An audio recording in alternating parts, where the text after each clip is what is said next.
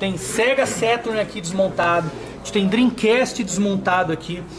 O que a gente tem aqui, pelo menos de dados históricos, né? O Sega Saturn ele foi lançado em 1994, ele foi lançado um pouquinho antes do PlayStation, mas o engraçado é que a Sega já começou errado também com o Saturno. Não é que começou errado, a Sega não fez um videogame para ser 3D. O Saturno não era para ser 3D.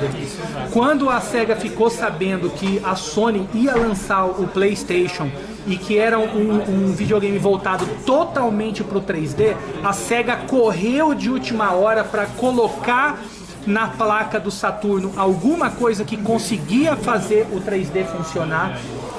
E por isso que o Saturno tem jogos em 2D. Aliás, o Sega Saturn é 3 vezes mais potente o processamento do que o PlayStation 1. Em tudo o Saturno é mais potente que o Play 1, mas não foi um videogame desenvolvido com uma arquitetura para jogo 3D e sim 2D. O 3D foi uma coisa feita depois, já estava pronto o projeto do Saturno, eles meteram o jeito de enfiar depois. Por isso que os jogos em 3D do Saturno não são tão bons quanto do PlayStation. E outra coisa, era muito difícil programar jogos em 3D para o Saturno. Porque, como eu disse, o Saturno era um videogame para funcionar em 2D. Agora, se você pegar jogos de luta, jogos em plataforma no Saturno são imbatíveis. Não tem nenhum jogo de PlayStation em 2D, seja de luta ou de plataforma, que supera os de Saturno. Nenhum supera. Mas a popularidade do PlayStation engoliu o Sega Saturn, foi isso que aconteceu. E o Dreamcast? O Dreamcast foi lançado 2 anos antes do PlayStation 2, ou seja, em 1998 foi lançado o Dreamcast. Foi uma revolução. Só que ele fez um sucesso estrondoso no mercado japonês, diferente da Europa e Estados Unidos, que não fez um grande sucesso, porque o Nintendo 64 era um sucesso naquela época e não teve fôlego o Dreamcast até 2000, porque quando chegou o Play 2, matou o Dreamcast. E foi triste, porque a gente tem jogos aqui lendários no Dreamcast. O Shenmue, por exemplo, Shenmue 1 e Shenmue 2, que é um jogo extraordinário. Aliás, o jogo online no Dreamcast, Phantasy Star com Online. eu joguei o Phantasy Star Online, pra mim, nossa, explodiu a cabeça quando joguei Phantasy Star Online. Dada toda essa história que eu acabei de explicar pra vocês, agora a gente vai pra parte técnica mesmo. Vamos entender o hardware do Sega Saturn e vamos entender o hardware do Dreamcast. Tem uma coisa que eu já vejo aqui que é aparente, que é, olha o tamanho da placa do Sega Saturn e olha o tamanho da placa do Dreamcast. Placa bem menor, componentes menores, só que a gente tem uma diferença grande de tecnologia, né? E a gente precisa explicar um pouco aqui a diferença deles, né? Vamos começar pelo Saturno aí. Vini, Edu, o que a gente tem aqui no Sega Saturn de evolução em relação, por exemplo, vai o Mega Drive, que foi o antecessor dele, ou o Sega CD, o Sega CDX, que é o Sega 32X, ou seja, aqueles módulos que foram criados pro Mega Drive e acabou até servindo de base para a Sega para poder evoluir o projeto do Sega Saturn, né? Você pode ver aqui que tem até vários componentes, em vez de ter algo mais direcionado, a arquitetura dele até, ó, aqui tem vários CIs integrados que é como se fosse de certa forma parte de um processador até do console aqui. Partes que trabalham junto com a parte de expansão de memória e tal. Mas assim cada um tem um direcionamento um pouco mais específico, sendo que cada um também chega a ser uma parte de um processador, né? Foi uma das coisas que deixou complicado o desenvolvimento de jogos pro Saturno, o fato dele da construção da placa. Era muito inviável para as empresas desenvolver ou contratar pessoas que conseguiam desenvolver para essa arquitetura de placa. Foi bem difícil na época, é uma das coisas que contribuiu com a queda, infelizmente, do Saturno. Realmente. Vamos falar de algumas coisas dele, das entradas e saídas, porque tem uma peculiaridade no Saturno, que é a possibilidade de expansão da memória dele, né? O legal é que você pode fazer isso através de um hardware externo, que eram aqueles cartuchos de expansão de memória. É semelhante ao expansion pack do 64. Exatamente, vai isso aí. aqui atrás. Aqui é o slot dele, né?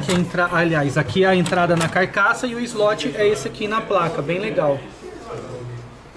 Tanto a expansão de memória quanto o Action Replay, o pessoal usa bastante o Action Replay, né, para Exatamente. Aí. É isso aí. E alguns action replay também destrava a região, isso é uma vantagem muito grande. O pessoal consegue jogar jogos de outras regiões aí sem alterar nada na placa, né? Pra quem gosta muito do videogame e tem medo de fazer alterações. Legal. Porque senão você tem que colocar, por exemplo, mod AV, alguma coisa do tipo, ou até mesmo o PAL para converter do NTCJ ou NTC para PAL e tal, você teria que fazer alguma modificação na placa. Bom. Você consegue fazer o chaveamento de região, né? Bom, eu tô vendo aqui, a gente só tem componentes SMD aqui na placa praticamente, né? Dá para você mapear mais ou menos o que cada peça é responsável aí na placa, Vini? Então, aqui, ó, por exemplo, esses processadores aqui, tanto esse quanto esse, cuidam dessa parte da administração das memórias expansivas, né? Tanto esse, você pode ver que ela meio que conversa com esses três aqui. Daí depois daqui, a parte de vídeo, ó, chega um pouco para esse CI aqui, seria teoricamente um pouco do CI de vídeo. E aqui tem um outro processadorzinho que também fica com essa parte aí. Aqui, se eu não me engano, são memórias, né? São memórias que ajudam no processamento, armazenamento do jogo, essas coisas, etc. Aqui é o slot do drive, então aqui direto já seria meio que de certa forma o controlador do drive, né? Então, porque o drive placa, também tem uma placa ele separada, tem uma placa separada que controla o leitor e tal. Então aqui é de fato o controlador do leitor, do mecanismo e tal. Só que aqui a informação que, por exemplo, chega do disco e tal, e quem comanda esses controladores seria esses CIs aqui que estão perto do conector, que você pode ver que o caminho, meio que essas trilhas, vem direto do conector para esse CI. Que por sua vez, esse CI já vem direto, tem uma ligação com as memórias e tal, e com esses outros CIs aqui, que vão sendo meio que subgerentes e tal da gestão da placa. Legal. O drive é que ele tem uma placa que controla o funcionamento dele mesmo, né? E como é um leitor de CD, dá para rodar tanto o CD de música quanto o CD dos jogos também, né? Isso é uma coisa que era típica nesses videogames de CD que apareceram na época, como o 3DO, como o PlayStation e o Sega Saturn na época, né? São CD player também. Isso. Agora, quando a gente salta a geração e a gente vem aqui pro Dreamcast, uma coisa que eu já começo a reparar na placa do Dreamcast é que a gente já tem componentes BGA aqui na placa dele, né? Uma coisa que a gente só foi ver talvez nessa geração de videogames mesmo. Dreamcast, PlayStation, GameCube, que saiu depois também. O Xbox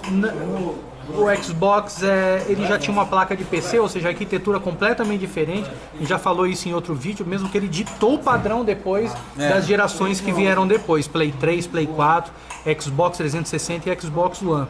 Mas aqui a gente já vê uma arquitetura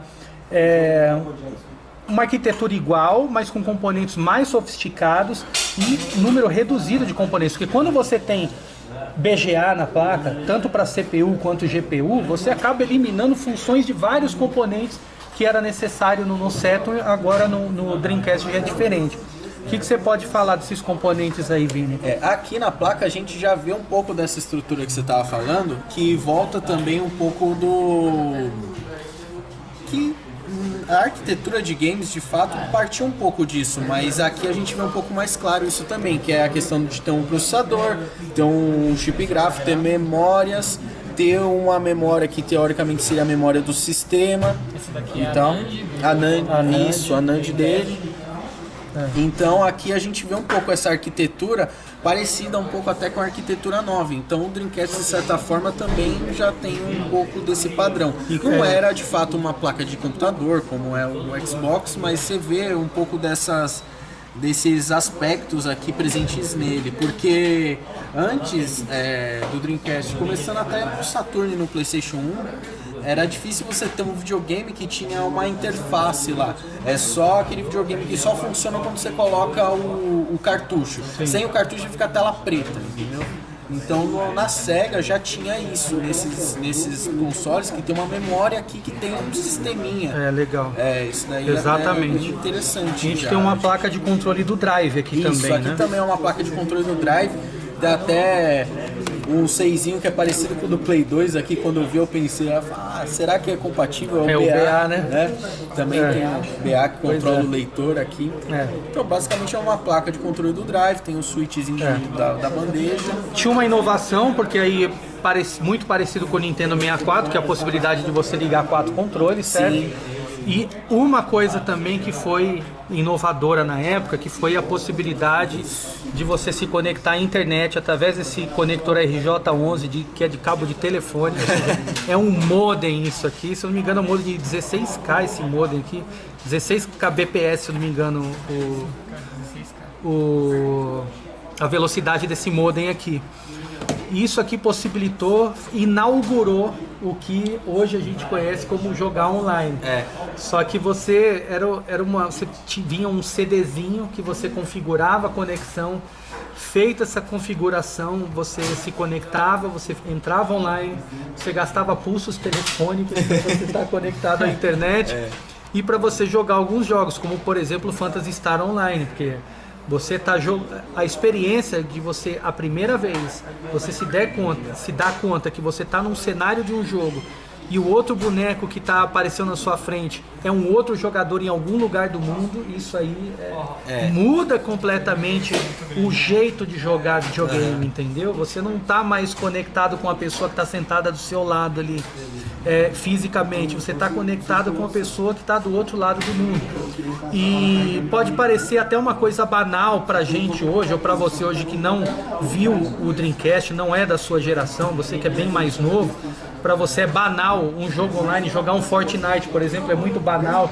Jogar um FIFA online é banal pra você, mas naquela época, em 1998, não era banal. Entendeu? Mal acesso à internet direito a gente tinha no Brasil. Mal as casas tinham computadores. Quanto mais um videogame que se conectava à internet. Muito legal. Professor Vinícius, tudo bem? Tudo. Então a gente está aqui para mostrar para o pessoal o que tem de extraordinário esse novo lançamento da Microsoft, que é o Xbox One S sem o Drive. Primeiro que a gente precisa...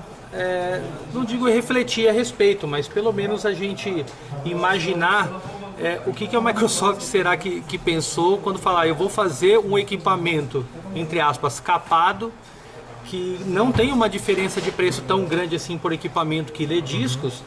E aí a gente fica pensando, qual é a real vantagem disso? Porque de você ter um equipamento que não tem o Drive, apesar dos serviços da Microsoft dar na minha opinião, dar um banho no PlayStation em serviço, o serviço da Microsoft desde do Xbox 360, Xbox One sempre foi muito melhor do que o serviço do PlayStation, na minha humilde opinião. Aí eu fico pensando, por que tirar a possibilidade de um equipamento ler disco, sendo que a gente não está na era do 100% serviço ainda, né?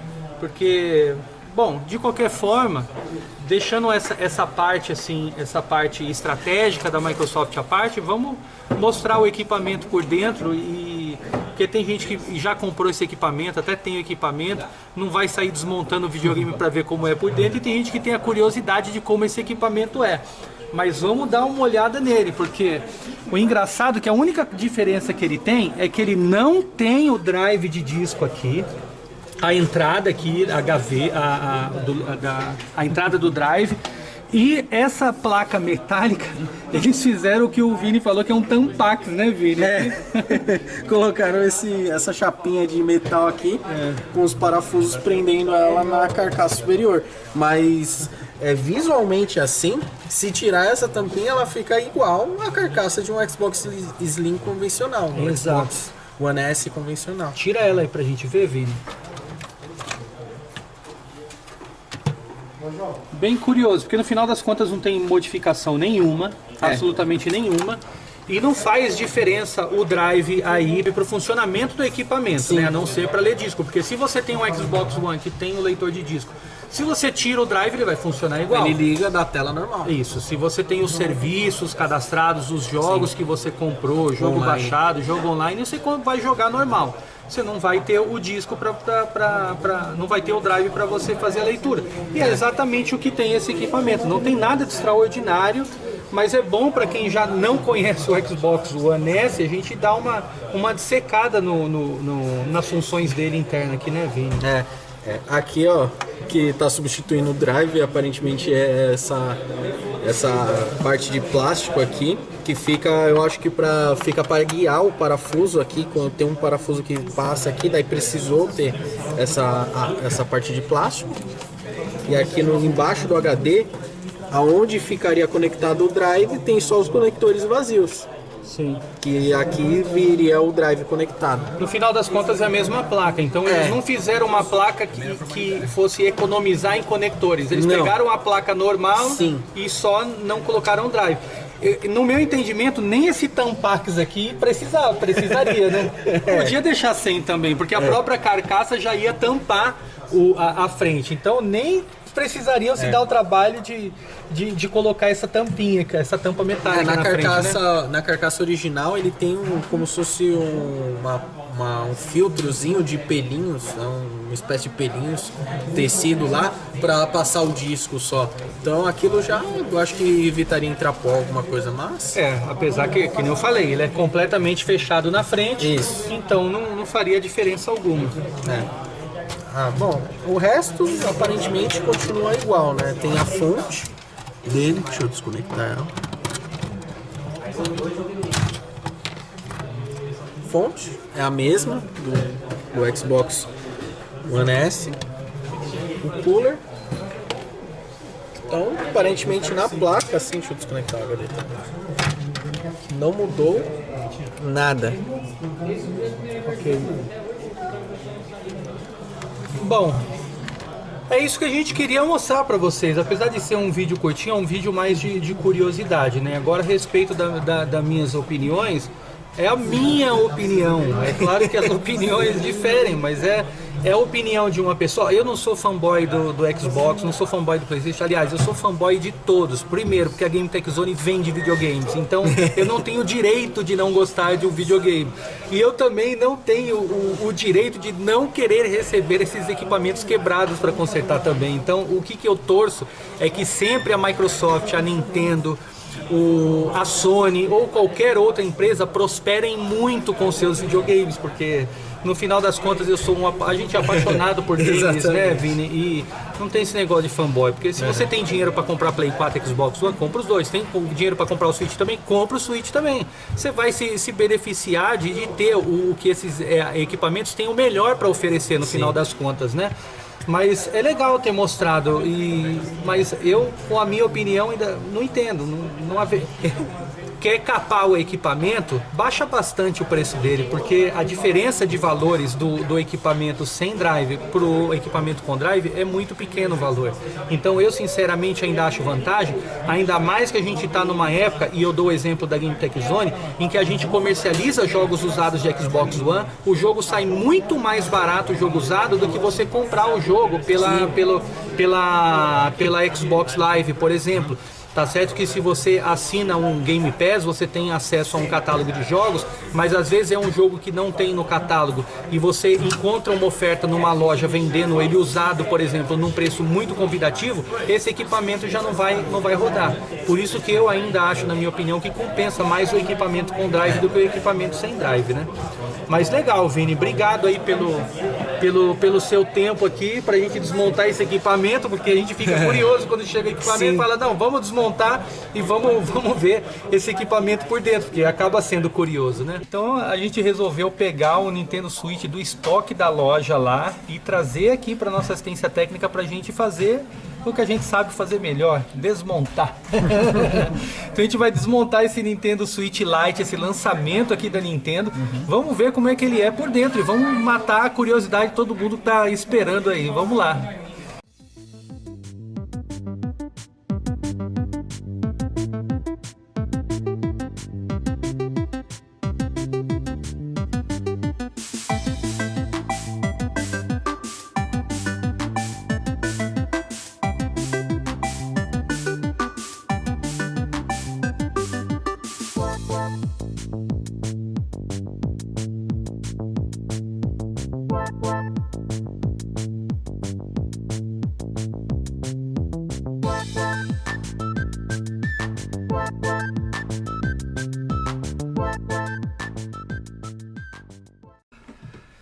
Bom, Vini, agora que você desmontou, tá tudo dissecado assim, aqui esse switch, o que ele tem de diferente, hein? Porque eu vi que até que você pegou uma placa-mãe do modelo anterior ali pra gente poder comparar, né? Esse aqui é a placa-mãe do modelo anterior, certo? Isso, do switch normal, sim. E esse aqui é o do Lite, né? Exatamente. A impressão minha ou a placa é maior? Pelo que eu tô vendo, a placa do Lite é um pouco maior, né? Ela é um pouco maior. Eu vi que o motivo dela ser um pouco maior é exatamente porque aqui é a parte do controle. Então aqui é como se fosse o controle já acoplado na própria placa principal do aparelho, né? Característico de um videogame que é portátil Sim, de verdade, né? Que é só portátil. E aqui do outro lado tem a outra plaquinha. Sim. Que forma os dois controles. O par do Joy-Con, né? Isso. Pois é. E olhando a placa-mãe dele, o que a gente vê tem alguma coisa diferente, mas ou praticamente igual aos componentes? Então, os componentes são praticamente iguais. O que a gente notou, a primeira visão assim que a gente nota, é que, por exemplo, aqui, essa daqui é a NAND do aparelho. No Switch Lite, ela já é soldada na própria placa. Você vê o mesmo componente, ó, você pode ver que até é bem parecido, só que aqui ele é modular, ó. Ele destaca, desencaixa aqui da placa do Switch. Sim. Ó, e embaixo fica a parte do Bluetooth. Entendi. Então, ele é modular. Agora aqui não, ele já é soldado na própria placa. E o Bluetooth, por sua vez, fica aqui em outra região. Você pode ver que até é similar o desenho assim em si dos componentes. Exatamente. Se você for ver, ó, o lugar, essa região que tem o quadrante aqui, o quadrado da blindagem, aqui no Switch Lite tem também, só que fica em outra posição. Sei. Com relação à bateria dele, a gente vê alguma coisa diferente? Porque aparentemente é a mesma bateria, essa HDH003, né? Ela parece um pouco menor, mas eu acho que deve ser sua impressão. Sei. Legal. Vi que a gente tá com a parte da tela aqui, Vini, dá pra você levantar. A gente não quis desmontar a parte da tela para evitar que entrasse poeira no meio da tela, tudo na hora de montar, né? Mas praticamente é isso, a desmontagem dele. A parte dos controles, ela tá aparecendo aqui, mas Vini, pra gente dar uma olhada. Vocês vão perceber que já tá aqui praticamente destacável, que aqui é onde tá o analógico, né? E aqui os botões, e a mesma coisa desse lado, o analógico aqui já praticamente destacado. O direcional já está tudo destacado aqui já também, né? A borrachinha dele aqui. Aqui a borrachinha. E o controle aqui. Legal. É que aqui sai, dá pra desencaixar. Eu só não tirei pra não cair os botões. A impressão que eu tenho é que a complexidade é a mesma, assim, do equipamento. Com a diferença que o controle está acoplado. Agora não tem muita diferença, né? Só praticamente é um switch com controle grudado na própria placa, que não está separado. Bom, o que eu vejo de desvantagem nesse equipamento? Porque se dá problema no controle, e já é característico dar problema, por exemplo, no analógico do Joy-Con, e esse analógico é o mesmo da versão com controle destacado. Porém, a gente até ia chegar a comentar disso daí. Esse analógico aqui, ó, é uma coisa curiosa, que esse daqui é o do Switch antigo. E esse daqui do Switch Lite, ele tem um reforço aqui, bem aqui nessa parte central, diferentemente desse daqui, que eu acho que foi justamente para prevenir um dos defeitos que dá no analógico, que é por conta de você pressionar muito forte. Daí, conforme você vai apertando o clique do analógico aqui, ele vai, dependendo da força que você usa, ele vai amassando essa latinha aqui embaixo e causando uma folga. Daí ele fica puxando para as direções. Isso. E colocando esse reforço, talvez seja uma medida para tentar solucionar essa falha, né? Ficando um pouco mais reforçado aqui nesse meio. Entendo. Então, mas a desvantagem que eu estava dizendo era justamente o seguinte: se dá um problema, por exemplo, que é característico dos controles, por exemplo, de falhar botão, o botão, o L, o R dá problema, você não tem como simplesmente só levar o controle na assistência técnica e fazer o conserto do controle. Não, você vai ter que abrir o console inteiro. Então, até para caráter assim, ó, que nem o controle destacável, às vezes você comprou o controle destacável, um controle avulso. Aí você tem a garantia do controle. Se você tiver que mexer no equipamento, por conta do controle, é o equipamento inteiro que você vai mexer. Então tem essa desvantagem, né? Mas no final das contas, não deixa de ser um Nintendo Switch. É igual eu falo que é o Nintendo Switch manco ou capado, porque qual é o grande trunfo do Nintendo Switch, né? No lançamento? Você ter 2 videogames em um. Você tem um portátil e tem um videogame de mesa que você liga na TV. Sim. Esse ele é só um portátil. Então ele é como se fosse um New 3DS XL de luxo, assim. Um New 2DS porque ele não tem 3D, né? Mas basicamente é isso. Então, Vini, muito obrigado. Espero que vocês tenham gostado desse disassemble aqui que a gente fez do Nintendo Switch Lite. Pega aquela carcaça dele lá, Vini, pra gente poder mostrar. Aqui a carcaça dele. Deixa eu ver a parte de dentro dela. Então é isso, pessoal. Ó, tem algum japonês marcou esse LS aí dentro da... E cada lápis praticamente, né? Ó, aqui, ó, também tem outra marcação aqui. Deve ser do controle de qualidade lá para saber quem foi na linha de... Provavelmente na China, porque é tudo produzido na China, né? Sempre vem alguma marcação assim nas placas e tal. Acho que deve ser assinatura de quem aprovou o aparelho.